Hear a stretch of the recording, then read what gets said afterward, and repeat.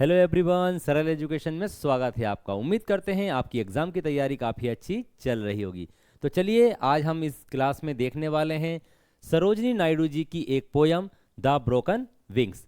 तो पहले पोयम को समझने से पहले ज़रा इस पिक्चर को आप गौर से देखें, ज़रा ध्यान से देखें। ये पिक्चर्स हमने आपके लिए लगाई हुई है जिससे आपको पूरी की पूरी पोयम की थीम इस पिक्चर को देखकर समझ में आ जाएगी। देखें, सबसे पहले आप देखें इस पक्षी को देखें। ये जो आपको पक्षी नज़र आ रहा है, इसमें देखें यहाँ पर इसका एक पंख टूटा हुआ है। भाई जब इसका पंख टूटा हुआ है तो ये पक्षी तो अब उड़ नहीं सकता। अब ये उड़ नहीं सकता, लेकिन आप देखो इसको, ये फिर भी चल फिर रहा है, अच्छे से अपना जीवन जी रहा है, मतलब इसका हौसला अभी भी बाकी है। अब आप यहाँ पर देखें, यहाँ पर आपको एक व्यक्ति नज़र आ रहा है और इसका एक पंख इसका भी टूटा हुआ है। तो अब आप कहेंगे कि सर, पक्षी की बात तो हमने मान ली कि हाँ पक्षी के पंख होते हैं और पक्षी का पंख टूट भी सकता है और टूटा हुआ है, ठीक है, मान लेते हैं वो उड़ नहीं सकता तो वो चल फिर रहा है। लेकिन हमने तो कभी ऐसा नहीं सुना कि व्यक्ति का पंख होता है और पंख होता है और उसका टूटा भी हुआ है।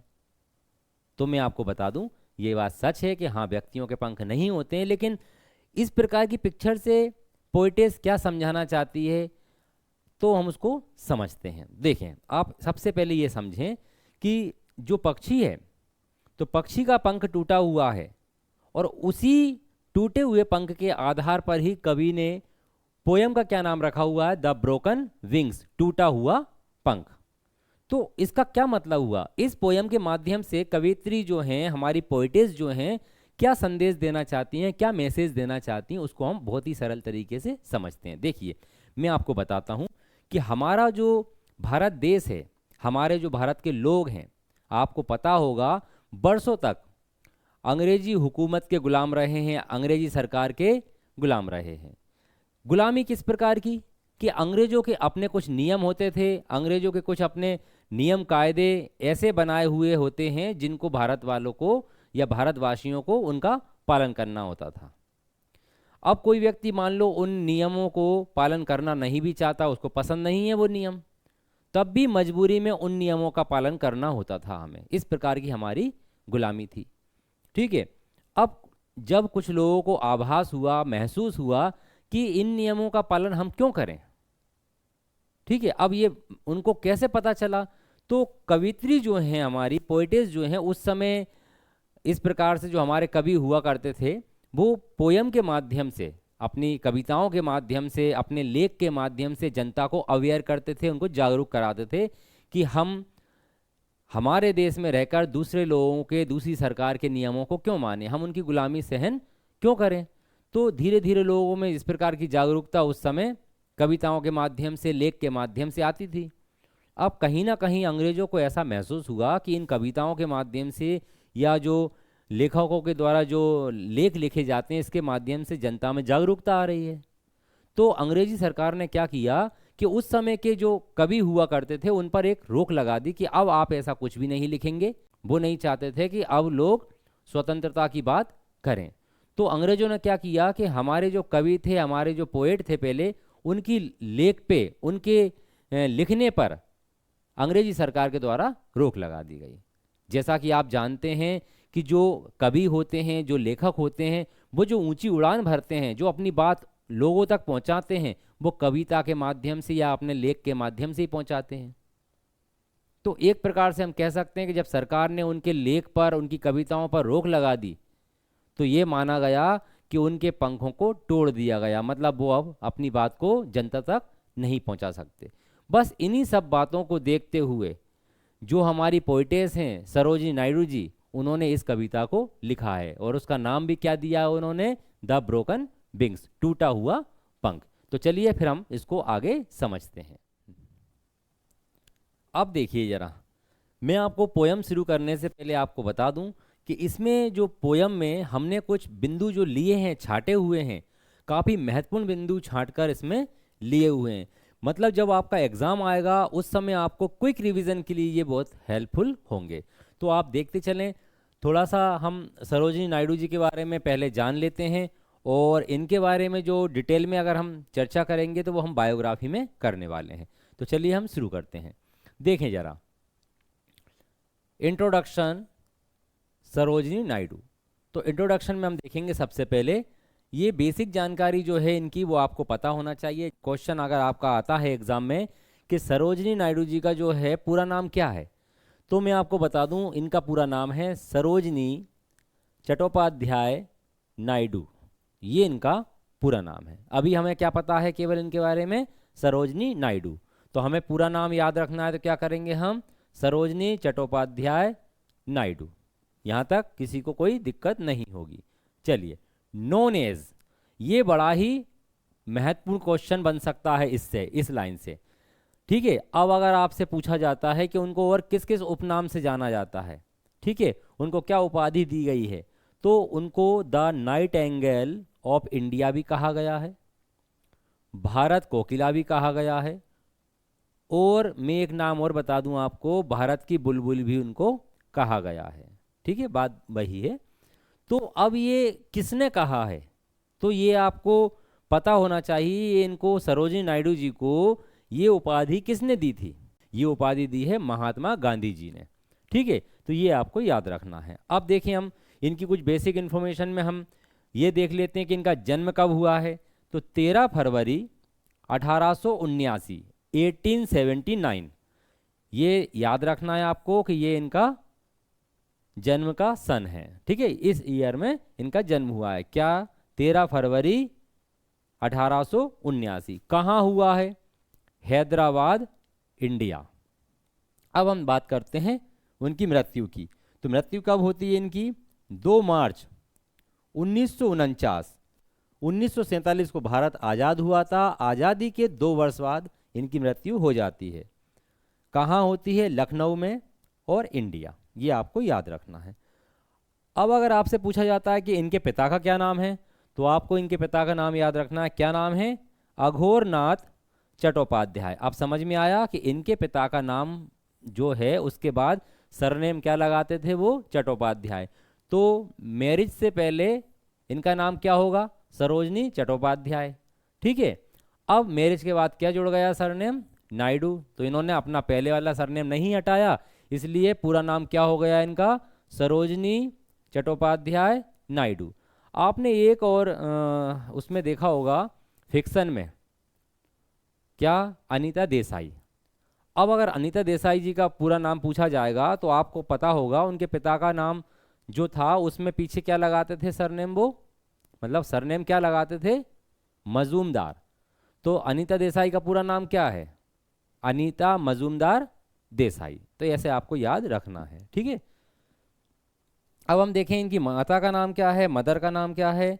तो बरादा सुंदरी देवी, जो कि एक बंगाली पोइटेस थी। तो ये आपको याद रखना। और इनके पिता हम देख लें, साइंटिस्ट, सोशल रिफॉर्मर, समाज सुधारक भी रहे हैं इनके पिता। ठीक है, यहाँ तक किसी को कोई दिक्कत नहीं होगी। ये कुछ बेसिक सी जानकारी हैं जो आपको पता होना ही चाहिए। चलिए, अब हम देखते हैं आगे। देखें जरा, एजुकेशन की हम बात करते हैं। तो स्टडीड इन इंडिया, भारत में जो उन्होंने पढ़ाई की तो कहाँ की इन्होंने, यूनिवर्सिटी ऑफ मद्रास। ये आपको याद रखना है। जब वो अपनी आगे की पढ़ाई के लिए विदेश चली जाती हैं, इंग्लैंड जाती हैं, तो वहाँ किस किस कॉलेज में इन्होंने पढ़ाई की है उनके नाम आपको याद रखना है। किंग्स कॉलेज लंदन, ये पहला ध्यान रखना है। दूसरा, गर्टन कॉलेज कैम्ब्रिज।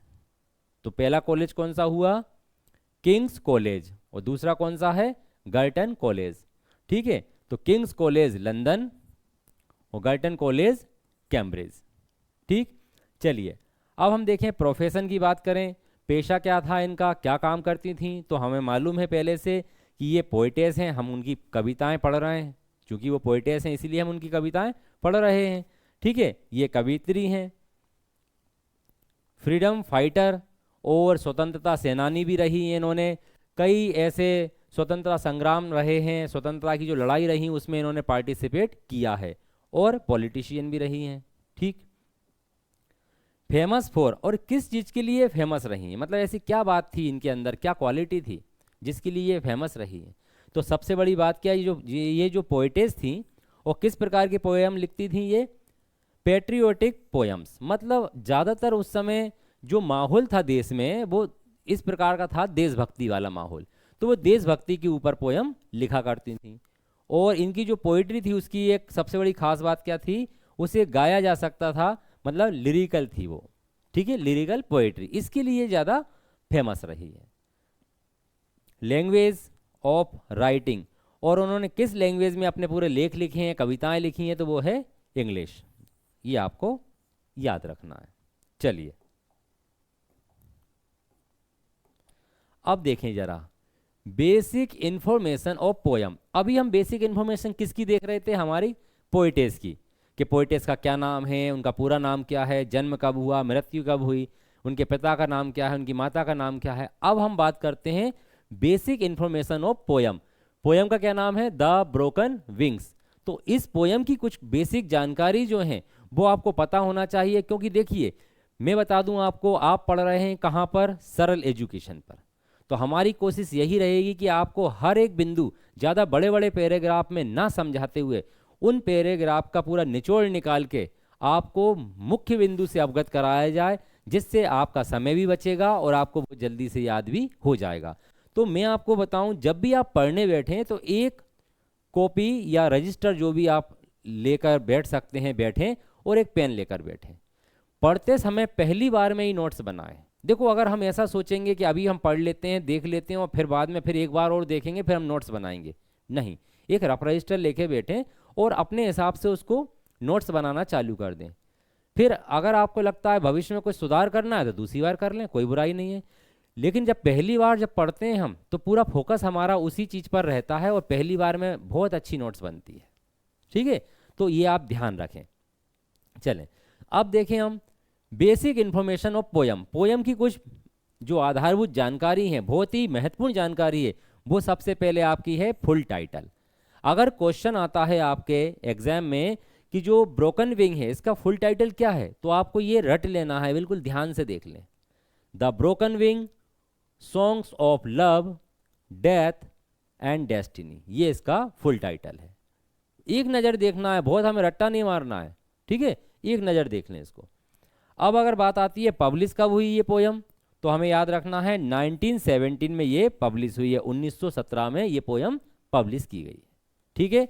ये दोनों पॉइंट आपने याद कर लिए होंगे और मुझे लगता है आप एग्जाम तक अब इसको भूलने वाले नहीं। इसका पूरा नाम भी आपको याद हो गया होगा, the broken wing songs of love, death and destiny, ठीक है, प्यार, मृत्यु और भाग्य। चलें आगे बढ़ते हैं। ये तो आपको याद हो गया होगा पब्लिश कब हुई है, 1917 में। अब हम आगे देखते हैं। देखें जरा पोइट्री कलेक्शन, अगर आपसे पूछ लिया जाए कि ये क्या है ब्रोकन विंग, तो ये एक पोइट्री की कलेक्शन है। क्या नाम है इसका, द ब्रोकन विंग।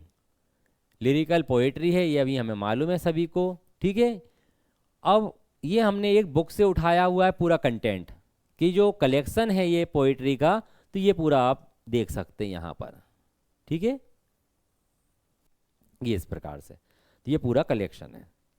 अब जेनर क्या है इसका, जेनर किस टाइप की ये पोयम है, तो ये क्या है, देशभक्ति के ऊपर है, पैट्रियोटिक है और स्पिरिचुअल है, आध्यात्मिक के ऊपर है, ठीक है। तो ये हमें याद रखना है। चलिए मैं उम्मीद करता हूँ आपको बहुत ही सरल तरीके से ये सब पॉइंट समझ में आ रहे होंगे और आप इसकी नोट्स जरूर बना लें, क्योंकि आपके एग्जाम के पॉइंट ऑफ व्यू से ये काफ़ी महत्वपूर्ण है। पोयम तो देखो हम समझ ही रहे हैं और समझ ही लेंगे उसको, लेकिन पोयम से रिलेटेड जो महत्वपूर्ण बिंदु होते हैं उसको हमने बहुत ही समराइज किया हुआ है और आपके लिए काफ़ी सरल तरीके से बताने का प्रयास किया है, ठीक है। तो आप समझिए। देखें अब सभी ने सुना होगा पोयम, तो भाई जैसे पोयम होती है तो उसमें स्टेंजा होता है। जैसे अगर हम निबंध की बात करते हैं, एसेज की बात करते हैं, तो ऐसे में क्या होता है, पैरा होता है, पैराग्राफ, ठीक है।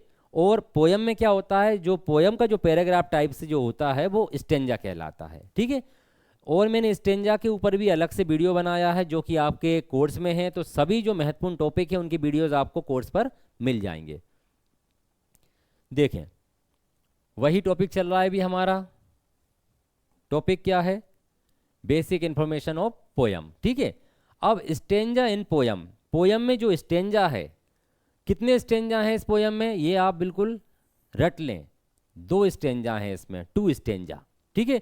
देखो मैं आपको पढ़ाते समय कुछ खास बातें भी बताता जा रहा हूँ, हो सकता है 5 से 10 मिनट वीडियो हमारा लंबा बन जाए, कोई दिक्कत नहीं है, बाकी समय बचा के भी हम फ्री बैठे तो क्या मतलब का है, ठीक है। तो देखें, सबसे महत्वपूर्ण ये कि आप अपना एक रजिस्टर लें, पेन लें, और 11-12 आपकी पोयम है आपके सिलेबस में। कुछ नहीं करना है आपको, सबसे पहले आप लिखें पोयम का नाम, फिर लिखें स्टेंजा कि इस पोयम में इतने स्टेंजा हैं और उस स्टेंजा में कितनी लाइन है। जैसे मैं इसी पोयम को समझा दूं कि इस पोयम में द ब्रोकन विंग में, इसी प्रकार से आप सब पोयम का कर लेना। तो ब्रोकन विंग में क्या है, कितने स्टेंजा हैं, 2 स्टेंजा हैं, ठीक है, 2 stanza. Each stanza has 8 lines, और हर स्टेंजा में कितनी लाइन है, 8 लाइन है। मतलब हम ये माने कि एक स्टेंजा में 8 लाइन है तो 2 स्टेंजा में कितनी हुई, 16 लाइन। बस ये आपको एक नोट्स बना लेना है सभी पोयम की कि किस पोयम में कितने स्टेंजा हैं, हर एक स्टेंजा में कितनी लाइन है। तो जितने स्टेंजा हैं उतनी लाइन का मल्टीप्लाई कर देंगे। जैसे इसमें 2 स्टेंजा हैं और एक स्टेंजा में 8 लाइन है, जब एक स्टेंजा में 8 लाइन है तो 2 में कितने हुए, 16। ऐसे ही मान लो किसी दूसरी पोयम में जितने स्टेंजा होंगे और हर स्टेंजा में जितनी लाइन होगी, दोनों का मल्टीप्लाई कर देंगे तो उनकी कुल लाइन निकल कर आ जाएंगी, ठीक है। तो ये आपको याद रखना, ऐसा एग्जाम में पूछा जा सकता है। अब ये भी एक महत्वपूर्ण पॉइंट है, राइम स्कीम। या तो राइम स्कीम कह लें हम, राइमिंग स्कीम कह लें हम, या राइम पैटर्न कह लें हम, एक ही बात है। पैटर्न बनता है कोई भी पोयम का, राइम का, ठीक है। तो इस पोयम का जो पैटर्न बनेगा 8-8 लाइन का, देखो 2, 4, 6 और 8, राइम स्कीम एक स्टेंजा से निकाली जाती है। ऐसा नहीं है कि 2 स्टेंजा से राइम स्कीम निकाली जाती है। आप हमेशा ध्यान रखना, जैसे मान लो किसी पोयम में 21 स्टेंजा हैं, 21, तो आप क्या 21 की राइम स्कीम निकालोगे, नहीं, आपको एक का निकाल लेंगे, जो एक का आएगा राइम स्कीम में वही आपका 21 में आने वाला है। तो ऐसे आपको समझना है, ठीक है। तो आप देख लेना, राइम स्कीम का भी वीडियो है हमारे कोर्स पर, ठीक। तो देखें, अब इसका आपको 2 तरीके से क्वेश्चन मिल सकता है एग्जाम में। पहला तो इस तरीके से कि आपको स्टेंजा दे दिया जाएगा, जो लास्ट ईयर के पेपर जिन लोगों ने दिए हैं या जिन लोगों ने देखे हुए हैं उनको पता चल जाएगा कि पोइट्री किस तरीके से आती है। मैं भी आपको कराऊंगा, उसको भी सॉल्व कराऊंगा, बहुत सरल तरीके से हम देखेंगे उसको। तो अभी आप अभी यहाँ देख लेते हैं कि जो या तो आपको एग्जाम में स्टेंजा आएगा और आपसे पूछा जाएगा इसकी राइम स्कीम बनाओ, तो आपको राइम स्कीम बनाना आना चाहिए। अभी हम इसको आगे बनाना भी सिखाएंगे आपको। यदि आपको नहीं पूछा जाता और सीधा ये पूछ लिया जाता है आपसे कि द ब्रोकन विंग की क्या राइम स्कीम है, तो आपको 8 से 10 पोयम के नाम लिखो, उनकी राइम स्कीम आपको रटना पड़ेगा। कैसे कि द ब्रोकन विंग की कितनी है, तो ब्रोकन विंग में क्या है कि 2 स्टेंजा हैं, हर एक स्टेंजा में 8 लाइन है, और उसकी राइमिंग स्कीम है AA BB CC DD। ऐसे आपको कंठस्थ याद करना पड़ेगा। तो ये बात आप ध्यान रखें, ठीक है। फॉर्मेट, अब ये जो पोयम है किस फॉर्मेट में है, तो इसमें कितने स्टेंजा हैं, 2 स्टेंजा हैं, 8 लाइन का पहला और 8 लाइन का दूसरा। तो पहला वाला क्वेश्चन फॉर्मेट में है, उसमें प्रश्न किए गए हैं। दूसरे वाली 8 पंक्तियों में आंसर बताए गए हैं, तो ये आंसर फॉर्मेट में है। तो हमें अगर पूछ लिया जाता है तो हम बताएंगे फॉर्मेट में ये क्वेश्चन फॉर्मेट और आंसर फॉर्मेट में ये पोयम लिखी गई है, ठीक है। इंस्पायर्ड, अब इंस्पायर्ड से मतलब क्या है, इंस्पायर्ड से मतलब ये है कि आखिर ये जो कविता जो लिखी गई है, पोयम लिखी गई है सरोजिनी नायडू जी द्वारा, तो वो किस बात से प्रेरित हुई, उन्होंने क्यों लिखा। तो देखो, पहला पॉइंट तो आपके दिमाग में होगा कि अंग्रेजों ने उस समय कवियों के लेख पर रोक लगा दी गई थी, तो उन्होंने काफ़ी स्ट्रगल किया। तो पहला पॉइंट तो वही हो जाएगा, द पोएट्स स्ट्रगल। मतलब स्ट्रगल का मतलब होता है संघर्ष, ठीक है भाई। उनको रोक लगा दी, तो देखो कोई व्यक्ति जो काम कर रहा है उसके काम पर रोक लगा दी जाएगी तो उसको तो बुरा लगने वाला ही है ना। तो उनको बहुत बेकार लगा उस समय के, बताओ हमारा देश और हमारे देश में हमें ही स्वतंत्रता नहीं है, तो उन्होंने उस चीज़ के लिए स्ट्रगल किया। दूसरी बात है suffering of India, suffering of India. तो उन्होंने ये देखा कि भारत के लोगों की पीड़ा को भी देखा कि वाकई में बहुत सारे लोग हैं दबे कुचले हैं, मतलब कुछ कह नहीं पाते, लोगों ने उसी जीवन को स्वीकार लिया है, वही गुलामी को स्वीकार लिया है, गुलामी की ज़िंदगी जिए जा रहे हैं। तो इन लोगों को जागरूक करना भी ज़रूरी है। तो उनकी पीड़ा को देखकर भी ये मोटिवेट हुई, मतलब इंस्पायर हुई। ठीक है, तो 2 पॉइंट आप याद रखें, the poets struggle and suffering of India. ये लोगों की पीड़ा को देखकर भी इंस्पायर हुई इस पोयम को लिखने के लिए। ठीक, चलिए अब आपसे यदि पूछ लिया जाए ये डेडिकेटेड जो पोयम है किस लिए है, किस चीज़ के लिए है, तो आप ये 2 लाइन जरूर याद रखें, और आपके ऑप्शन में अगर ये 2 लाइन मिल जाती हैं तो आप इस पर ही टिक करेंगे। क्या है? ड्रीम ऑफ टुडे, आज का सपना, एंड होप ऑफ टुमारो, कल की उम्मीद या कल की आशा। तो ये इसके लिए डेडिकेट की गई है, समर्पित की गई है पोयम। तो ये हमको याद रख के चलना है। बहुत ही सरल पॉइंट है, बहुत ज़्यादा कठिन नहीं है, लेकिन आपको समराइज करके हमने बता दिया है। देखें जरा, अब उस समय आप शायद जानते हो, आपने नाम भी शायद सुना होगा, गोपाल कृष्ण गोखले जी का। ठीक है, उन्होंने क्या किया, जब इन्होंने ये जो है इस प्रकार से संघर्ष में थी, कौन, सरोजनी नायडू जी स्ट्रगल कर रही थी, उस समय रोक लगा दी गई थी अंग्रेजों के द्वारा कि आप किसी प्रकार का कुछ भी ऐसी कोई कविता नहीं लिखेंगी, कोई लेख नहीं लिखने वाले, सभी कवियों पे लगा दिया था उन्होंने। तो जिससे भारत में मतलब इस प्रकार से जो माहौल हो आज़ादी वाला, तो ये इनके जो पंख थे इस प्रकार से टूट से गए थे एक प्रकार से, मतलब ये अब उड़ान अपनी एज अ पोएट नहीं भर पा रही थी। ठीक है, तो क्या हुआ उस समय, गोपाल कृष्ण गोखले जी ने कहा, why should a songbird like you have a broken wing।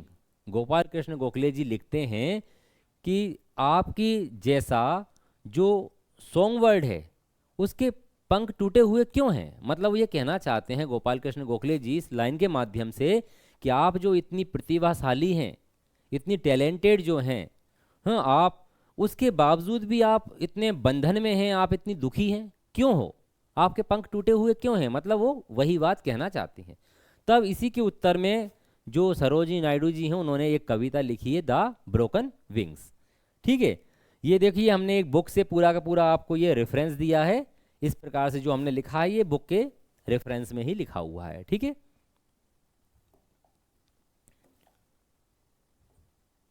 अब देखें आप इस पेज को जरा ध्यान से देख लें सभी लोग, और ये बहुत ही महत्वपूर्ण पेज है आपके एग्जाम के पॉइंट ऑफ व्यू से।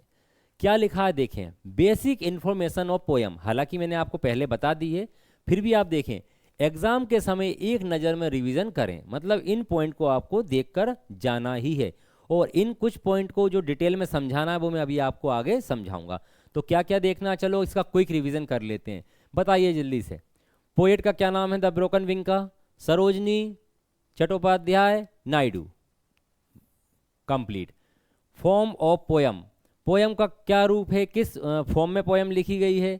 लिरिक फॉर्म में। किस फॉर्म में लिखी गई है? लिरिक फॉर्म में गाई जा सकती है ये पोयम। ठीक है, इसमें कितने स्टेंजा हैं? 2 स्टेंजा हैं। हर स्टेंजा में कितनी लाइन है? 8 लाइन्स हैं।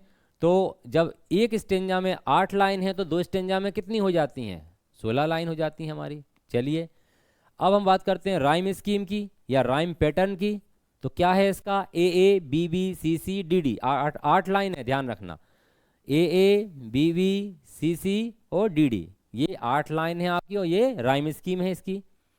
इसके बाद फिगर ऑफ स्पीच अगर पूछ ली जाती है आपसे कि फिगर ऑफ स्पीच कौन सी यूज हुई है इस पोयम में, या हम कहें पोएटिक डिवाइस कौन सी यूज की गई है, तो मैं आपको बता दूं, आपको रट लेना है इसमें पर्सोनिफिकेशन, मानवीयकरण। ठीक है, तो पर्सोनिफिकेशन इसमें यूज की गई है। और एक और बात आपको अलग से याद रखना है कि इसकी जो फॉर्म है इसकी पोएट्री की, वो क्या है? विजुअल इमेजरी है। जैसे जैसे हम पढ़ते जाएंगे वैसे ही वैसा हमें ऐसा लगेगा कि हम वास्तव में सामने वो पिक्चर हमारे सामने उपलब्ध है। ठीक है, तो विजुअल इमेजरी इसकी एक फॉर्म है।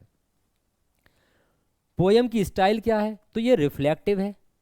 ठीक है, encourages the reader to think and reflect. तो रिफ्लेक्ट जो है इसका क्या है? पोयम की स्टाइल क्या है? रिफ्लेक्टिव है। रिफ्लेक्टिव का मतलब ये होता है जब कोई रीडर होता है, जब कोई पढ़ने वाला होता है, पाठक होता है, जब वो पोयम को पढ़ता है तो वाकई में वो मजबूर हो जाता है सोचने में कि हाँ, कवि की बात सच है, सच कह रही है कवित्री कि वाकई में हम अंग्रेजों की गुलामी में अभी जकड़े हुए हैं। ठीक है, और वो सोचते हैं और फिर उसका कुछ रिफ्लेक्ट करते हैं, कुछ ना कुछ उसका प्रत्युत्तर देते हैं। ठीक है, पोयम की टोन क्या है? तो पोयम की टोन है हैप्पी एंड होपफुल, उनको आशा है कि कल हम आने वाले भविष्य में जरूर आज़ाद होंगे। मीटर की बात करते हैं तो ये बड़ा ही इंपॉर्टेंट टॉपिक है और अभी हम इसी में समझेंगे। इसमें कौन सा मीटर यूज हुआ है, तो कितनी लाइन है इसमें? इसमें है हमारी 8 लाइन पहले स्टेंजा में है और 8 लाइन दूसरे स्टेंजा में। तो हर लाइन में कौन सा मीटर यूज हुआ है, तो आप याद रख लें आयम्बिक पेंटामीटर इसमें यूज हुआ है। रट लो, बिल्कुल कंठस्थ कर लो, क्योंकि ये बदलना नहीं है। आयम्बिक पेंटामीटर इसमें यूज हुआ है। आयम्बिक तो आयम कैसे निकालते हैं, पेंटामीटर कैसे निकालते हैं, तो मैं अभी संक्षेप में समझा देता हूँ। बाकी इसी पोयम में मैंने आगे अलग से एक स्लाइड पे पूरा लिया हुआ है, तो मैं आपको समझाऊंगा। तो देखें, आयम की पहचान होती है, दो चीज़ अलग अलग हैं, आयम अलग है आयम्बिक और पेंटामीटर अलग है। तो पेंटा का मतलब होता है 5, रट लें आप। तो जब 5 फीट बनते हैं, ठीक है, तो मैं इसको ऐसे अभी संक्षेप में समझा देता हूँ कि जब हम एक लाइन पढ़ेंगे पोयम की, जब हम पोयम की लाइन पढ़ेंगे तो उसको हमें सिलेबल में बांटना होगा। अभी मैं ऐसी जल्दी में समझा देता हूँ आपको, फिर अभी इसी में हम आगे डिटेल में समझेंगे। तो जब सिलेबल क्या होता है, जब हम पढ़ते हैं कितने हिस्सों में पढ़ रहे हैं उसको, तो जब हम देखेंगे 2 4 6 8 और 2 10, तो 2 के जोड़े बन रहे हैं। ये कितने जोड़े बन रहे हैं हमारे? 5 जोड़े बन रहे हैं। जब 5 जोड़े बनते हैं सिलेबल के, तो वो उसे हम बोलते हैं 5 फीट, और 5 फीट को ही कहा जाता है पेंटामीटर। ये आपको याद रखना है। अब एक जोड़ा बनेगा तो क्या कहलाएगा? मोनोमीटर। 2 जोड़े बनेंगे तो डायमीटर, 3 जोड़े बनेंगे तो ट्राईमीटर, 4 बनेंगे तो टेट्रामीटर, 5 बनेंगे तो पेंटामीटर, 6 जोड़े बनेंगे तो हेक्सामीटर, 7 बनेंगे तो हेप्टामीटर और 8 बनेंगे तो ऑक्टामीटर। ठीक है, ये आपको याद रखना है। तो अभी हम इसको और अच्छे से समझेंगे। ठीक है, अभी बस आप याद रख लें कि इसमें 5 जोड़े बन रहे हैं, इसकी हर एक लाइन में 5 जोड़े बन रहे हैं। ठीक है, तो इसलिए ये 5 फीट कहलाएगा 5 जोड़े का, और 5 जोड़े को हम क्या बोलते हैं? पेंटामीटर। ये एक सरल तरीके से हम समझ सकते हैं। अब फिर ये आयम शब्द कहाँ से आया हमारे पास? तो जब ये जोड़े बनते हैं हमारे सिलेबल के, पहला हमारा अनस्ट्रेस्ड होगा, दूसरा स्ट्रेस्ड, पहला अनस्ट्रेस्ड, दूसरा स्ट्रेस्ड, पहला अनस्ट्रेस्ड, दूसरा स्ट्रेस्ड। मतलब पहले वाले सिलेबल को बोलने में कोई जोर नहीं लगा, इजीली बोलते हैं हम उसको, और दूसरे वाले को बोलने में थोड़ा सा जोर लग रहा है हमारा। ठीक है, तो उसको क्या बोलेंगे हम? Unstressed, stressed. इस प्रकार के जब जोड़े बनते हैं, चाहे वो एक जोड़ा बने, चाहे 2 बने, चाहे 3 बने, इससे कोई मतलब नहीं होता। बस इस प्रकार के जो जोड़े बनते जाते हैं उसको बोलते हैं आयम। तो याद रख लें, बिल्कुल कंठस्थ याद कर लें। अनस्ट्रेस्ड स्ट्रेस्ड जब भी होता है तो उसको आयम कहते हैं। स्ट्रेस्ड अनस्ट्रेस्ड होगा तो उसको हम टोकेक कहते हैं। ठीक है, इसी प्रकार से हम और भी समझेंगे।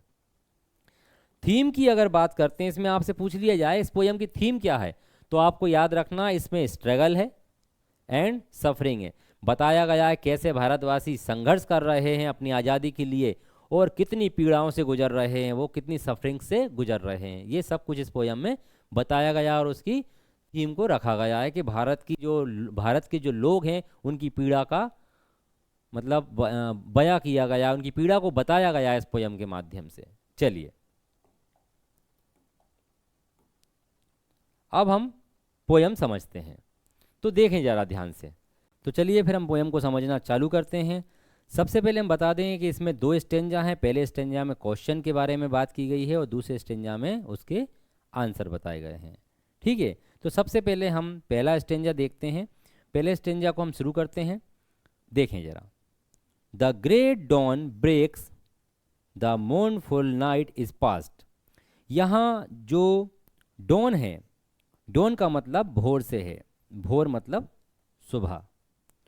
द ग्रेट डॉन ब्रेक्स, जिसका मतलब है कि एक महान या कहें कि एक बहुत बड़ी सुबह हो चुकी है। The mournful night is past, और अब दुख भरी रात का अंत हो गया है। यहां पर मोर्नफुल का मतलब है दुख भरी, अर्थात यहां दुख भरी रात का मतलब गुलामी, दुख और लोगों के कष्ट या पीड़ा से है। और एक महान सुबह के साथ लोगों के दिलों में भी एक नई आशा जग चुकी है कि अब हम इस गुलामी से एक दिन आज़ाद जरूर होंगे। From her deep age long sleep she wakes at last. यहाँ शी का यूज़ भारत माता के लिए किया गया है। या हम कह सकते हैं कि जो भारत के लोग जो गुलामी की जंजीरों में जकड़े हुए हैं उनके बारे में यहाँ बात की गई है। क्या कहा गया है? From her deep age long sleep, वह सदियों लंबी गहरी नींद से आखिर जाग गई है। शी बेक्स एट लास्ट, आखिरकार वह जाग गई है। कवित्री कहना चाहती है कि भारत जो बरसों तक गुलामी में सोया हुआ था अब होश में आ चुका है, उसे अपने शक्ति और पहचान का एहसास हो गया है।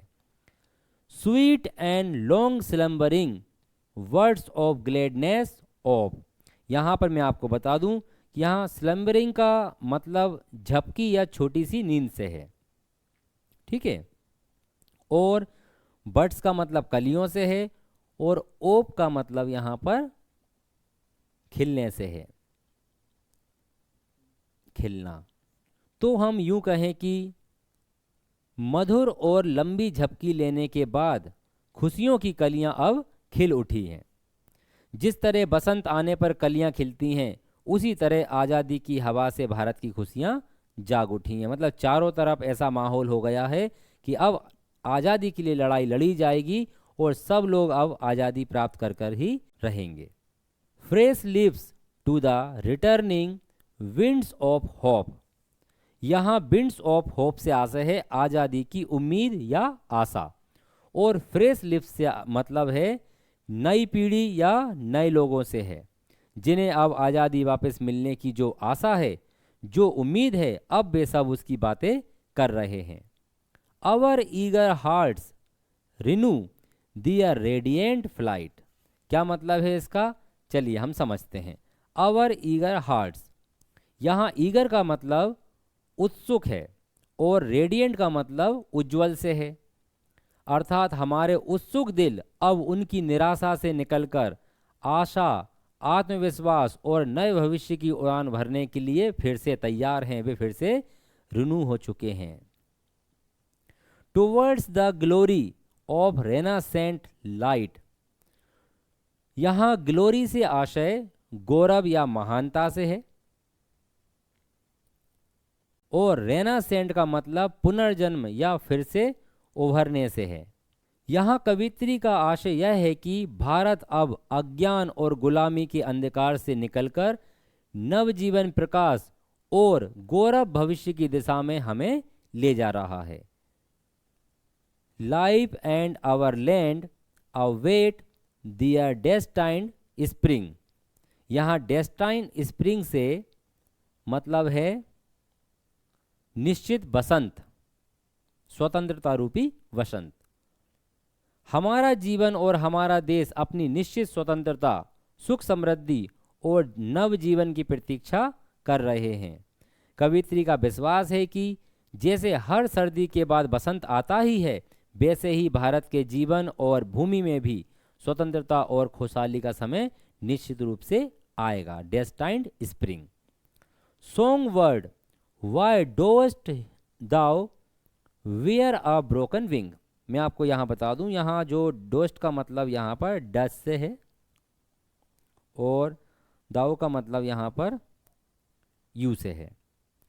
यहाँ कहा गया है कि हे सॉन्ग बर्ड, हे गाने वाले पक्षी, हे गाने वाली चिड़िया, तुम अपने टूटे पंख क्यों ढो रही हो। यहाँ सॉन्ग बर्ड कवित्री या भारत के लोगों के लिए उपयोग किया गया है, अर्थात कवित्री तुम इस गुलामी, दुख, पीड़ा और बंधन को क्यों सहन कर रही हो। यहाँ तक आपको समझ में आ गया होगा। चलिए आगे बढ़ते हैं। अब देखें आंसर वाले सेक्शन को। यहाँ पर इन लाइनों में जो बर्ड मतलब जो घायल पक्षी है वो अब जवाब देगा। यहाँ पर पिछले उसमें क्वेश्चन किए गए थे, अब यहाँ पर आंसर होंगे, ठीक है।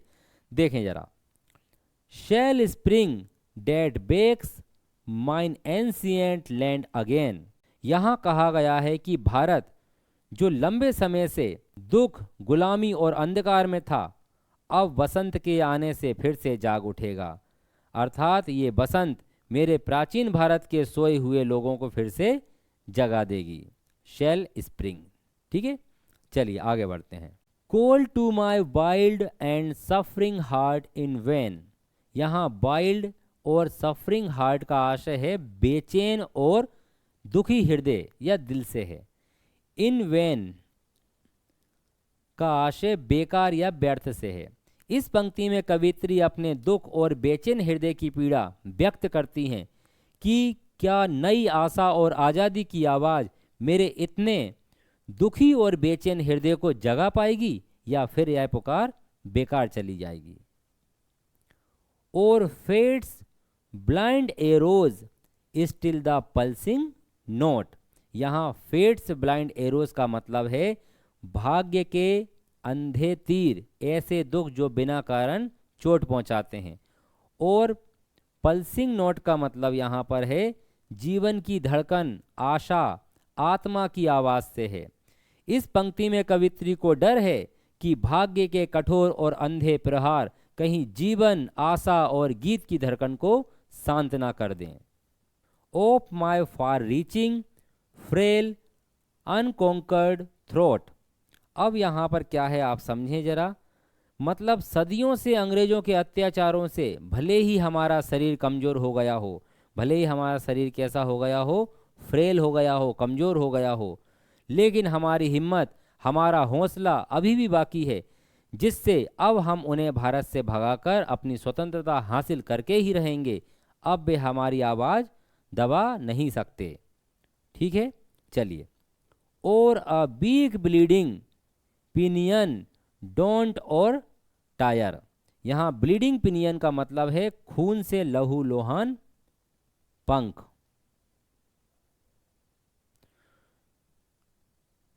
और डोंट और टायर का मतलब है हिम्मत टूटना या हार मान लेना। इस पंक्ति में बताया गया है कि ये जो कमज़ोर और खून से लहूलुहान, खून से लथपथ मेरे पंख हैं, इतने समय बाद जो स्वतंत्रता मिलने वाली है उसमें बाधा नहीं डाल सकते। अब मैं स्वतंत्रता लेकर ही रहूँगा। My flight to the high realism of my desire. यहाँ high realism of my desire का मतलब है मेरी इच्छाओं की ऊंचाइयों का क्षेत्र, दायरा। और माई फ्लाइट का मतलब है उड़ान भरने से है। मेरी इच्छाओं की ऊंचाइयों तक पहुंचने में, मेरी उड़ान भरने में ये खून से लथपथ या लहूलुहान जो पंख हैं अब बाधा नहीं बनेंगे। और अब मैं रुकने वाला नहीं हूँ, ये खून से लहूलुहान पंख ही मुझे अब आज़ादी दिलाएंगे। Behold, I rise to meet the destined spring. Behold, देखो, मैं उस निश्चित बसंत से मिलने के लिए उठ खड़ी हुई हूँ। अर्थात अब मैं आज़ादी की लड़ाई के लिए तैयार हूँ। And scale the stars upon my broken wings. और मैं अपने टूटे हुए पंख के सहारे भी तारों तक चढ़ जाऊंगी। स्केल द स्टार्स मतलब तारों तक पहुंच जाऊंगी। इस पंक्ति में घायल पक्षी के माध्यम से कवित्री यह विश्वास प्रकट करती है कि संघर्ष और कमजोरी के बावजूद वे अपने ऊंचे लक्ष्यों को और सपनों को अवश्य ही प्राप्त करेंगी। अर्थात मेरे पंख टूटे हैं लेकिन मेरा हौसला नहीं टूटा है। अब हम आज़ादी प्राप्त करके ही रहेंगे। तो चलिए, आपने पोयम को काफ़ी अच्छे से समझ लिया है। अब पोयम से जुड़ी कुछ महत्वपूर्ण बातें हैं जो हम समझ लेते हैं। तो चलिए, अभी यहाँ समझने से पहले हम वापस पोयम पर पहुँचते हैं। ये देखें जरा, ये पोयम का स्टेंजा है पूरा। कितनी लाइन का है? 1 2 3 4 5 6 7 और 8 लाइन का एक स्टेंजा है।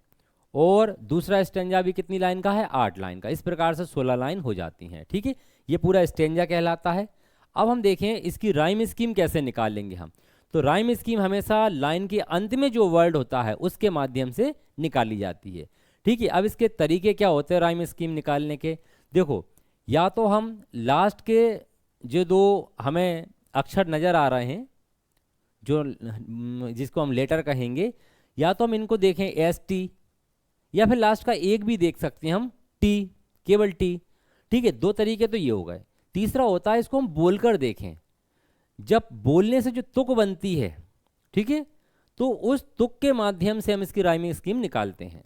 तो सबसे पहले ध्यान रखें, राइमिंग स्कीम हमेशा A से शुरू की जाती है। शुरू हमेशा ए से करेंगे। कैसे? पास्ट पहले हम लिखेंगे ए।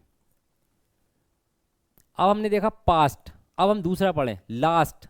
देखो तुक बन रही है पास्ट लास्ट, तो ये भी एक जैसा हो गया, तो इसका भी ए हो जाएगा। तो हो गया पास्ट लास्ट, ए ए या एस टी या टी या टी, तीनों तरीके समझ में आ गए। ये आपका बन गया ए ए। अब दूसरा देखो ओप होप, या फिर हम देखेंगे ओपी सॉरी पीई पीई। एक तरीका तो ये हो गया, दो मिला लें या तो हम लास्ट के, या फिर हम उसको बोलकर देख लें। कैसे? ओप होप। तो अब ए तो हम दे चुके हैं नाम, तो अब क्या आएगा बी, और होप तो ये भी इसके जैसा ही है, तो ये भी बी हो जाएगा। देखो बोलने में जो एक जैसा होता है उसको एक अक्षर दिया जाता है। जैसे इसमें क्या हो गया पास्ट लास्ट एक जैसा बोलने में आ रहा है हमें, तो हम क्या देंगे इसको ए ए। अब आप कहोगे सर ए ए क्यों दिया इसको, इसको बी बी क्यों नहीं दिया? तो मैं आपको बता दूं, जब शुरू करते हैं तो वो ए से शुरू करते हैं, ठीक है। जब हम पहली लाइन से शुरू करेंगे तो हम ए से ही शुरू करेंगे, तो इसको पहली बार तो हमें ए देना ही होगा। तो past last A A, ope hope B B, flight light C और सी, कोई दिक्कत नहीं होगी। स्प्रिंग विंग, या तो एनजी एनजी देख लें लास्ट के, आईएनजी देख लो या एनजी देख लो, इंग इंग आ गया, या फिर हम बोलकर देख लें स्प्रिंग और विंग, एक जैसी तुक मिलना चाहिए, तो ये हो जाएगा हमारा डीडी। क्योंकि हम सी तक तो दे चुके हैं नाम ऊपर, दोबारा समझ लें इसको, ठीक है। पास्ट लास्ट, पास्ट को क्या दिया हमने ए, तो लास्ट को क्या देंगे हम ए, क्योंकि एक जैसी तुक बन गई इनको बोलने में। ओप होप इनको क्या दे दिया हमने बी बी, फ्लाइट लाइट इसको क्या दे दिया हमने सी सी, इसके बाद है स्प्रिंग और विंग इनको दे दिया हमने डी डी। चलिए, तो राइम स्कीम आपको निकालना आ गया होगा, काफ़ी सरल है, इस तरीके से आप राइम स्कीम निकाल लेंगे, ठीक है। अब मैं आपको एक बात और बता दूं, यहाँ पर जब कोई भी लाइन होगी वो मीटर की बात आती है, यहाँ संक्षेप में थोड़ा सा मैं समझा देता हूँ आपको। तो हम पहली लाइन को ही समझते हैं, पहली लाइन को पढ़ो जरा, क्या है? The great dawn breaks, the mournful night is past. पढ़ लिया हमने। अब मीटर कैसे पता करेंगे? सिलेबल निकालना पड़ता है सबसे पहले हमें। तो सिलेबल क्या होते हैं? जो हम पढ़ते हैं किसी चीज़ को, किसी भी लाइन को, किसी भी वर्ड को जब हम पढ़ते हैं, जो उसका उच्चारण होता है, अगर एक ही बार में निकल रहा है, ठीक है, पूरे वर्ड का एक ही सांस में आ रहा है, तो वो एक सिलेबल कहलाएगा। अगर उस वर्ड को हम तोड़कर पढ़ रहे हैं तो वो एक से ज़्यादा सिलेबल हो सकते हैं। देखो इसको समझ लो कैसे। दा, कुछ लोग इसको दा पढ़ते हैं, कुछ लोग दी पढ़ते हैं, लेकिन हम इसको एक बार में ही पढ़ रहे हैं दा, तो ये एक सिलेबल हो गया। ग्रेट, ग्रेट एक बार में पढ़ रहे हैं, ये दूसरा सिलेबल हो गया। इसके बाद हम देखेंगे डॉन, डॉन एक बार में पढ़ रहे हैं, ये तीसरा सिलेबल हो गया। ब्रेक्स, ब्रेक्स भी हम ऐसा तो पढ़ेंगे नहीं, ब्रेक्स ऐसा तो पढ़ेंगे नहीं हम, इसको कैसे पढ़ रहे हैं हम? ब्रेक्स, तो ये चौथा सिलेबल हो गया। दा एक ही बार में पढ़ते हैं, ये पांचवा हो गया। मोर्नफुल, देखो अब इसको तोड़ना पड़ रहा है हमें, मोर्न तक अलग हो रहा है और फुल अलग हो रहा है। कैसे? मोर्नफुल, मोर्नफुल, ब्यूटीफुल, कंफर्टेबल, तो ये अलग अलग हो रहे हैं। डेंजरस, समझ गए? तो ये अलग अलग हो रहे हैं बोलने में, दो हिस्सों में बोले जा रहे हैं। तो ये भी देखो दो हिस्सों में बोल रहे हैं।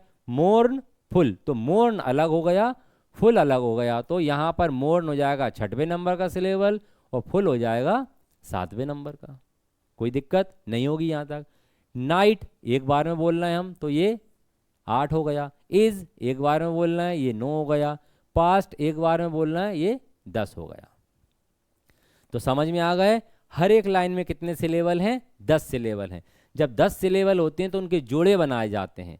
तो इनके कितने जोड़े बनेंगे भाई? 10 लोगों को अगर 2-2 करके खड़ा करेंगे हम, तो कितने जोड़े बनेंगे? 5 जोड़े बनेंगे।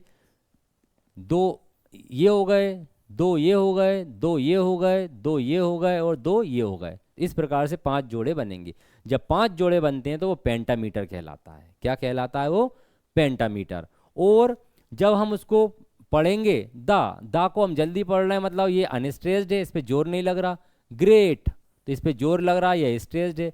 अनस्ट्रेस्ड और स्ट्रेस्ड का जब जोड़े बनेंगे तो क्या होगा, वो कहलाएगा आयम। तो पेंटामीटर तो हमने पता कैसे कर लिया कि 10 सिलेबल हैं, 5 फीट बने इसके, और 5 फीट से क्या हुआ, 5 फीट को कहते हैं पेंटामीटर।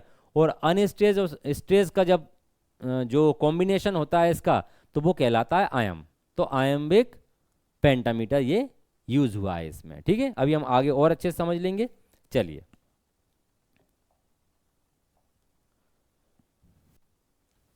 देखें, अब जरा यहां देखें, basic information of the poem. ठीक है, तो ये आपको ध्यान रखना है, पॉलीसिलेबिक वर्ड्स और एक है मोनोसिलेबिक वर्ड्स। तो देखो इसको समझ लें पहले अच्छे से। पॉलीसिलेबिक, तो यहां देखो सिलेबिक, सिलेबल मतलब जो उच्चारण कर रहे हैं हम। पॉलीसिलेबिक वर्ड्स मतलब ऐसे words more than one syllable, जिसमें एक से ज़्यादा सिलेबल हो, मतलब जिसको एक से ज़्यादा तोड़कर बोलना पड़े। जैसे हमने बोला इंटेलिजेंट, कंफर्टेबल, ब्यूटीफुल, एक बार में नहीं बोल पा रहा है इसको हमें तोड़कर बोलना पड़ रहा है। और कुछ शब्द होंगे जैसे दा, हमें एक ही बार में बोलते हैं हम उसको। विंग, एक ही बार में बोलते हैं हम उसको, तो वो क्या कहलाएगा, मोनोसिलेबिक। मोनोसिलेबिक मतलब एक ही बार में उच्चारण हो, और पॉलीसिलेबिक का मतलब जिसमें एक से ज्यादा उच्चारण हो उस वर्ड में। ठीक है, देखें अब डेस्टाइन, तो डैश टाइंड। सफरिंग, तो सफरिंग। ब्लीड इंग। ठीक है, इसके बाद होगा पिनियन का क्या होगा, पिन ईयन। डिजायर में क्या होगा, डिजायर। ब्रोकन, पल्स इंग। आईएनजी जहां लगा हो तो आईएनजी अलग ही कर देना। इसके बाद क्या होगा, अनकॉन्कर्ड, ये 3 बार में आ रहा है। ये क्या होगा, पॉलीसिलेबिक, एक से ज्यादा बार उच्चारण हो रहा है। मोनोसिलेबिक 1 सिलेबल, इसमें एक ही सिलेबल होता है, एक ही बार में उच्चारण हो जाता है। कैसे, wing, flight, heart, spring, stars, rise, meet, fate, blind, note, call, vain, frail, throat, weak, bleed, high, far, wild, still, my. ये जो वर्ड मैंने दिए हुए हैं ये आपकी पोयम में हैं। ठीक है, यदि आपसे कभी क्वेश्चन आ जाए और कोई भी वर्ड दे दिया जाए, विंग, ये कैसा सिलेबल है, मोनोसिलेबिक है या पॉलीसिलेबिक है, तो आप बताएंगे एक ही बार में जो उच्चारण होते हैं वो मोनोसिलेबिक होते हैं, और जो एक से ज़्यादा उच्चारण करने के बाद वो वर्ड बोला जाता है वो पॉलीसिलेबिक होते हैं। तो मुझे उम्मीद है ये आपको समझ में आ गया होगा। अब किसी भी पोयम का कोई भी वर्ड आ जाए, हमें रटने की आवश्यकता नहीं, बस उसको पढ़कर देख लेना। जहां हम एक बार में उच्चारण कर दें वो मोनोसिलेबिक है, जहां उस वर्ड को हमें एक से ज़्यादा बार तोड़कर उच्चारण करना पड़ रहा है वो पॉलीसिलेबिक है। ठीक है, चलिए मैं आगे समझाने से पहले आपको बता दूं कि मुझे उम्मीद है कि आपको ये काफ़ी अच्छे से समझ में आ रहा होगा। थोड़ा सा मैं टाइम ज़रूर ले रहा हूं आपका, लेकिन मुझे उम्मीद है आपको सरल तरीके से समझ में मेरी बात आ रही होगी। कहीं अगर आपको कोई भी टॉपिक टफ लगता है, कठिन लगता है, तो आप इसको एक बार दोबारा से देखें वीडियो को और उसको समझने की कोशिश करें, आपको समझ में आ जाएगा। ठीक है, चलिए हम आगे बढ़ते हैं। अब देखें, अब मैंने आपसे बात की थी कि मैं मीटर समझाने वाला हूं। सबसे कठिन लगने वाला टॉपिक है ये, सबसे कठिन लगने वाला टॉपिक समझें बहुत ही सरल तरीके से, ये मैंने एक लाइन दी हुई है। ठीक है, तो अब आप ये कहेंगे सर हमें मीटर समझ में नहीं आता है तो क्या करें। तो देखो, मीटर के लिए मैंने अलग से वीडियो बनाया हुआ है, आप हमारे कोर्स पर जाकर उस वीडियो को आप देख सकते हैं। ठीक है, और आपको पोएट्री सेक्शन में वो वीडियो सभी आपको मिल जाएंगे। ठीक है, तो अभी बन तो गए हैं, कुछ वीडियो हमने डाले नहीं है उसमें, तो वो भी हम उसमें डाल देंगे अभी। ठीक है, तो देखें अब जरा, अब आज हम ये समझ लेते हैं कि अभी हमने आपको बताया कि द ब्रोकन विंग्स में आयम्बिक पेंटामीटर का यूज हुआ है। अब जो हमारे बहुत सारे स्टूडेंट ऐसे होंगे जो न्यू स्टूडेंट हैं, जो ऐसे हैं जिन्होंने कभी इसको पढ़ा नहीं है, तो वो ये कहेंगे सर ये हम कैसे सीखें। तो मैं आपको बता दूं, आप सबसे पहले मैंने पोयम की पहली लाइन उठाई हुई है, अभी पढ़कर बताई थी, द ग्रेट डॉन ब्रेक्स ऐसे ही पढ़ना है इसको मीटर निकालने से पहले। The mournful night is past. अभी हम इसको सबसे पहले मीटर निकालने के लिए आप देखें, यहां समझें पहले। आयम्बिक पेंटामीटर, तो आयम्बिक भी लिखा हुआ है, पेंटामीटर भी। तो हम सबसे पहले जो पीछे वाला जो पेंटामीटर है ये निकालना सीखेंगे और इसके बाद फिर हम इसको सीखेंगे।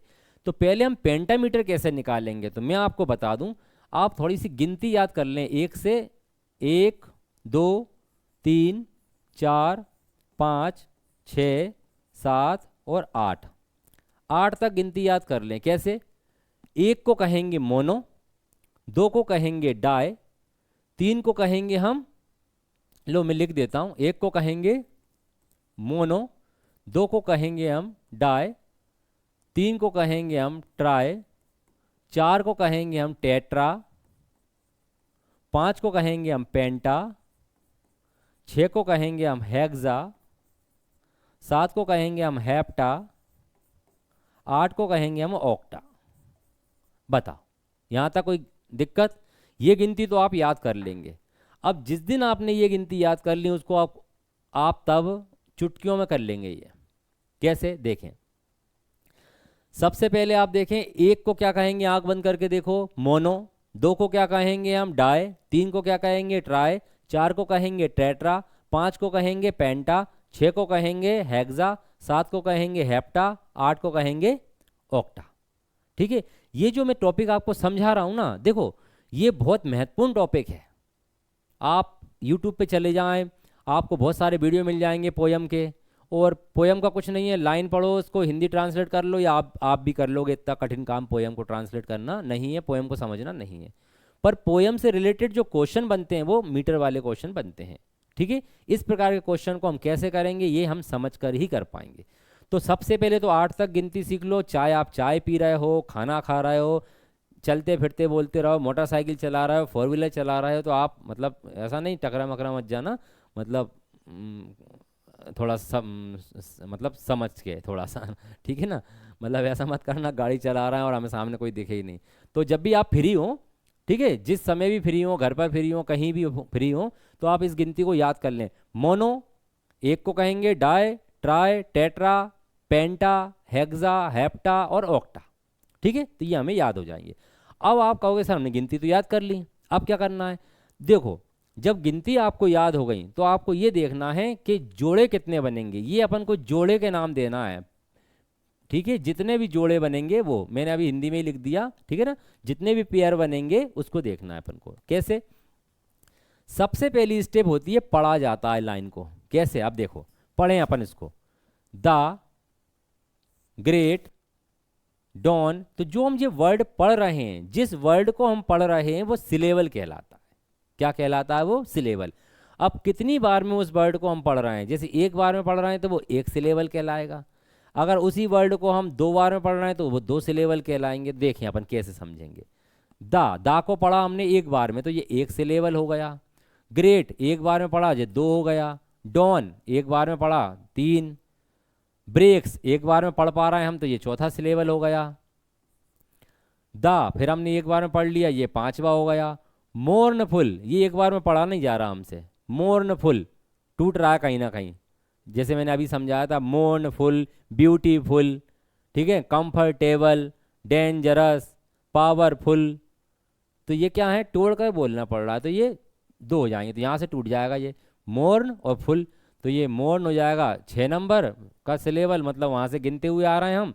और फुल हो जाएगा 7 नंबर पे, नाइट हो जाएगा 8, और इज हो जाएगा 9, और पास्ट हो जाएगा 10। तो इस पोयम में,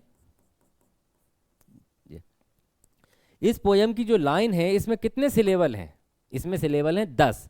और 10 सिलेबल जब होते हैं तो 2-2 के जोड़े बनाए जाते हैं। तो इनके दूसरी नंबर पे नोट्स में आप लिख लेना, पहले पढ़ा जाता है, सिलेबल निकाले जाते हैं। दूसरे नंबर पे आप लिख लेना कि फिर जोड़े बनाए जाते हैं। अगर हम इनके जोड़े बनाएंगे 2-2 के, तो कितने जोड़े बनेंगे आपको देख लो। 10 हैं तो कितने जोड़े बनेंगे? 5। और 5 को क्या बोलते हैं? पेंटा। तो बस नाम डिसाइड हो गया, पेंटामीटर है ये। क्लियर? बस कुछ नहीं करना, पहले पढ़ना है, पढ़कर सिलेबल निकालना है और उसके बाद जोड़े बना देना है, बात खत्म। 5 जोड़े बनते हैं तो पेंटामीटर, 1 जोड़ा बनता है तो मोनोमीटर, 2 जोड़े बनते हैं तो, जैसे मान लो केवल इस पोयम में ये 4 सिलेबल होते तो कितने जोड़े बनते, 2 2 के 2 जोड़े, तो 2 जोड़े बनेंगे तो डायमीटर, 3 जोड़े बनेंगे तो ट्राईमीटर, 4 जोड़े बनेंगे तो टेट्रामीटर, 5 जोड़े बनेंगे तो पेंटामीटर। अब हम यहाँ पर अटक गए कि 5 है भाई, हम ये हमारा ये फाइनल हो गया कि 5 जोड़े निकाल लिए, पेंटामीटर है। अब आप कहेंगे सर जी पेंटामीटर तो हमें निकालना आ गया, अब जी आयम्बिक कैसे निकालेंगे, तो मैं बता दूं, बस आपने अगर ये निकालना सीख लिया तो आयम्बिक में कुछ भी नहीं है। अभी 2 मिनट लो, 2 मिनट क्यों, 2 सेकंड में हो जाएगा, ठीक है। अब देखें अपन, अब इसको जो अपन पढ़ेंगे दोबारा से आयम, देखो कुछ भी निकालने के लिए पढ़ना जरूरी है, तो अब इसको आयम निकालने के लिए इसको पढ़ना है। तो अब आप ऐसे याद रखें कि जब इसको हम पढ़ेंगे तो देखो कितने टाइप से बनते हैं, देखो अनस्ट्रेस्ड और stressed, stressed, unstressed, stressed, stressed, unstressed, unstressed, stressed, stressed और अनस्ट्रेस्ड, अनस्ट्रेस्ड, ठीक, ये हो गया। ये 5 तरीके से बनते हैं, जिसमें आपके ये 4 जो हैं बड़े महत्वपूर्ण होते हैं, पहला, दूसरा, चौथा और 5वां। ये ज़्यादा महत्वपूर्ण नहीं होता इतना, है ना। तो सर हमें समझ में तो कुछ नहीं आया इसमें, तो कुछ समझने की आवश्यकता नहीं है। जब इस टॉपिक को हम अलग से लेंगे वीडियो में, वहाँ पर डिटेल में समझना है। अभी तो हमें इतना सीखना है कि हमें पेंटामीटर निकालना आ गया, ठीक है। अब हम आयम कैसे निकालेंगे, तो बस आयम में बस केवल ये पहला वाला याद रखो कि अनस्ट्रेस्ड और स्ट्रेस्ड, ठीक है, बस इतना याद रखो। अब अनस्ट्रेस्ड का मतलब क्या होता है समझें। अनस्ट्रेस्ड हमें कोई जोर नहीं देना पड़ा, कोई तनाव नहीं, कोई खिंचाव नहीं, इजीली बोल पा रहे हैं कोई चीज़ को, कोई स्ट्रेस नहीं हमारा, बिल्कुल हमने तुरंत बोला दा, ठीक, अनस्ट्रेस्ड है। ग्रेट, अब आप कहोगे सर इसकी कोई शॉर्ट ट्रिक नहीं है क्या, शॉर्ट ट्रिक है ना अपने पास। अरे आपको खुद ही सोचना है कि आप कौन से चैनल पे पढ़ रहे हैं, आप पढ़ रहे हैं सरल एजुकेशन पे, तो जितनी कोशिश हो सकती है हमसे उतनी कोशिश तो करेंगे आपको सरल बनाने के लिए।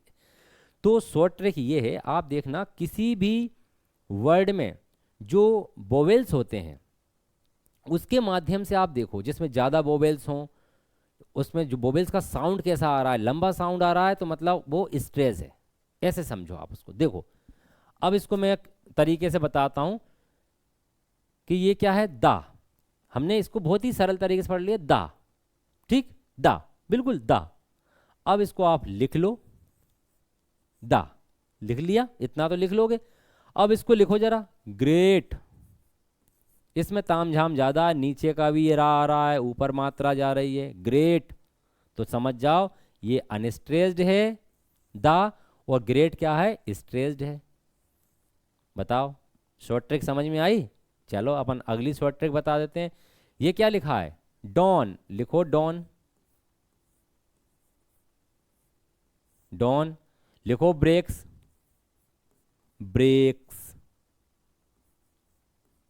भाई इसमें ताम झाम ज़्यादा है, इसमें डॉन तो हमने सिंपल लिख लिया, कहीं ज़्यादा कुछ नहीं है। ब्रेक्स में इधर भी रा आ रहा है, ऊपर मात्रा जा रही है, आधा जी आ रहा है, सा आ रहा है, मतलब थोड़ा जोर लग रहा है बोलने में, ब्रेक्स, तो ये अनस्ट्रेस हो जाएगा, सिंपल बोल पा रहे हैं अपन को, ये वाला स्ट्रेस हो जाएगा। फिर देखो दा, सिंपल लिख दिया अपन ने, और फिर इसको लिखो मोर्न, क्योंकि यहाँ से तोड़ दिया था, तो मोर्न में क्या है, ऊपर लिखो, ला लगाओ, इधर ना लगाओ, मोर्न। देखो ताम झाम इसकी अपेक्षा इसमें ज़्यादा है, समझ रहा है मेरी भाषा, समझ रहे हो ना, ताम झाम से मतलब थोड़ा सा इसमें ज़्यादा पेचीदा तरीके से लिखना पड़ रहा है, तो ये हिंदी से भी अपन पता कर सकते हैं। तो ये स्ट्रेस्ड है, तो ये अनस्ट्रेस्ड हो गया, ये स्ट्रेस्ड हो गया। जब अनस्ट्रेस्ड स्ट्रेस, अनस्ट्रेस्ड स्ट्रेस के जो जोड़े बनते हैं, ठीक है ना, चाहे वो कितने भी जोड़े बनते हों उससे कोई मतलब नहीं है, बस केवल अनस्ट्रेस पहला हो दूसरा स्ट्रेस्ड हो, पहला अनस्ट्रेस सिलेबल हो दूसरा स्ट्रेस सिलेबल हो, तो उसको हम आयम कहते हैं। क्या कहते हैं हम उसको, आयम्बक, आयम कहते हैं। तो उसी हिसाब से इसका नाम बन जाएगा आयम्बिक पेंटामीटर। तो ये आपको उम्मीद करता हूँ समझ में अच्छे से आ गया होगा, ठीक है। और भी कहीं कोई दिक्कत आती है आपको तो आगे जाके आप हमारे कोर्स पे जाएं, आप हमारा ऐप डाउनलोड कर लें सरल एजुकेशन, और उस पर आप कोर्स में देखेंगे तो आपको ये बहुत इजीली समझने के लिए मिल जाएंगे। ठीक है, चलिए अब हम आगे बढ़ते हैं। अब यहाँ देख लें बस figure of speech. Figure of speech में क्या है, जैसा कि मैंने आपको पोयम शुरू करने से पहले कुछ चीज़ें समझाई थी कि पूरी पोयम में जो है पर्सोनिफिकेशन का यूज़ हुआ है। पर्सोनिफिकेशन का मतलब ये होता है कि ऐसी चीज़ें जिनको व्यक्ति के समान बताया गया है, जिनको पर्सोनिफाई किया गया है, जिनमें मानवीकरण किया गया है, ठीक है, तो जिनको मानव के समान, जैसे मानव क्या करता है, जैसे अपना मानव का क्या नेचर होता है, स्वभाव होता है। अब चीज़ों का स्वभाव तो हो नहीं सकता, ठीक है ना, तो क्या होगा, मानव के जैसा नेचर अगर किसी चीज़ में बताएंगे तो वो हमारा पर्सोनिफिकेशन होगा। जैसी मानव के अंदर, इंसान के अंदर फीलिंग्स होती हैं, वो अगर हम किसी चीज़ के अंदर बताएंगे तो पर्सोनिफिकेशन होगा। और जैसा कोई काम इंसान करता है और वैसा ही काम अगर कोई वस्तु करती है तो हम पर्सोनिफिकेशन मानेंगे उसको, क्योंकि वो मानवीकरण कर रहे हैं हम। ऊपर लिखा भी है giving human qualities to non human things. जो नॉन ह्यूमन थिंग्स हैं, जो ह्यूमन नहीं है, जो वस्तुएं, और उनको ह्यूमन की क्वालिटीज़ अगर हम दे देते हैं, उनमें वैसा गुण बता देते हैं, तो वो पर्सोनिफिकेशन कहलाता है। चलिए कुछ समझ लेते हैं एग्जाम्पल। हम पोयम में से लिए हमने डॉन। डॉन का मतलब होता है भोर, सुबह। क्या होता है, सुबह। और अपन क्या बोल रहे हैं इसको, द ग्रेट डॉन, एक महान सुबह। तो ये तो इंसान के लिए हम यूज़ करते हैं, व्यक्ति के लिए यूज़ करते हैं। सुबह के लिए हम बोलेंगे कि महान सुबह। भाई सुबह ने ऐसा कौन सा काम कर दिया कि जिसको हम बोल रहे हैं महान सुबह। तो क्या हो रहा है, ये human action given to dawn. तो हमने क्या किया, मानवीयकरण कर दिया। इसमें देखें द मोर्नफुल नाइट। और मोर्नफुल का मतलब क्या होता है, दुखद, दुख भरी। कैसी रात, दुख भरी रात। तो रात दुख भरी कैसे हो सकती है भाई, कोई व्यक्ति को कोई दुख हो सकता है, किसी इंसान को हो सकता है, रात को क्या दुख। रात को अंधेरा हुआ, सुबह उजाला हो गया, उसको रात को क्या दुख है, किसी बात का दुख नहीं है उसको। तो हमने उसको इंसान मान लिया, बिल्कुल व्यक्ति मान लिया उसको, तो क्या हो गया, ये भी पर्सोनिफिकेशन हो गया। इसी प्रकार से ये सब हैं, ठीक है। यहाँ हमने बताया हर डीप एज लॉन्ग स्लीप, अपनी सदियों गहरी नींद से अब वह अंततः जाग उठी है। कौन जाग उठी है, भारत माता। भारत माता हमारा देश। अब देश कोई व्यक्ति तो है नहीं, कोई इंसान तो है नहीं, इसलिए यहाँ भी पर्सोनिफिकेशन है। जब किसी चीज़ को, किसी नाम को हम व्यक्ति की तरह ट्रीट करते हैं, इंसान की तरह मान लेते हैं, हम मनुष्य की तरह मान लेते हैं, उसको पर्सन की तरह मान लेते हैं, तो वहाँ पर वो पर्सोनिफिकेशन हो जाता है। जैसे देखो ईगर हार्ट, उत्सुक दिल। भाई दिल क्या है, दिल कोई चीज़, दिल तो नाम है किसी ऑर्गन का। तो भाई समझे हम उसे, वो कुछ समझता तो है नहीं, तो क्या हमने उसको बोलो वो उत्सुक होता है क्या, इंसान उत्सुक होता है, व्यक्ति उत्सुक होता है, ठीक है। तो ये इस प्रकार से हो जाएगा।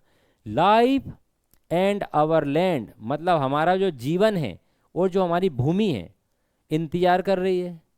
तो भाई भूमि कोई इंतजार करती है किसी चीज़ का, धरती इंतजार करती है क्या किसी चीज़ का, नहीं करती। तो इसको भी व्यक्ति के जैसा माना गया, पर्सन के जैसा माना गया। तो हम कह सकते हैं कि इस पोयम में कौन सी फिगर ऑफ स्पीच का यूज हुआ है, पर्सोनिफिकेशन। चलिए ये हो गया आपका, कंप्लीट हो गई पोयम।